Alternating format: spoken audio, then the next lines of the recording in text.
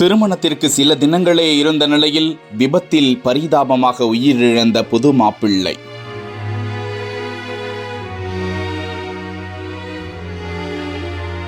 கலங்கி நின்ற மணமகள், கதறி துடித்த உறவுகள்.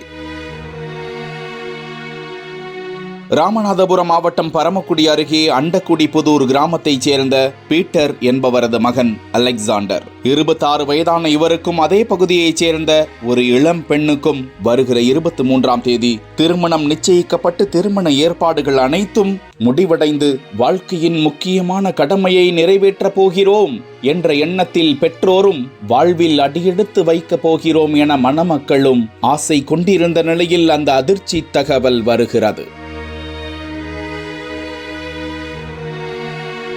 ஊருக்கு பைக்கிலேயே அலெக்சாண்டர் சென்று கொண்டிருந்த போது எதிரே வந்த ஜேசிபி வாகனம் மோதியதில் தலையில் பலத்த காயம் ஏற்பட்டு உயிருக்கு போராடிய அலெக்சாண்டர் பகுதி மக்களால் உடனடியாக 108 ஆம்புலன்ஸ் மூலம் பரமக்குடி அரசு மருத்துவமனைக்கு கொண்டு செல்லப்பட்டார். அங்கு சிகிச்சை பலனின்றி அலெக்சாண்டர் பரிதாபமாக உயிரிழந்தார். தகவல் அறிந்த பெற்றோரும் பெண் வீட்டாரும் கதறி துடித்தனர். அலெக்சாண்டரின் உறவினர்கள் கதறி அழுதது காண்போரை கண்கலங்கச் செய்தது. இன்னும் சில தினங்களில் புது மாப்பிள்ளையாக வலம் வர வேண்டிய அதே பகுதியில் அலெக்சாண்டர் பிரேத பரிசோதனைக்கு பின்பு ஊருக்குள் வருவதை பார்த்து அந்த கிராமமே சோகத்தில் மூழ்கியது. விபத்து குறித்து நயினார்கோவில் காவல்துறையினர் விசாரணை மேற்கொண்டு வருகிறார்கள்.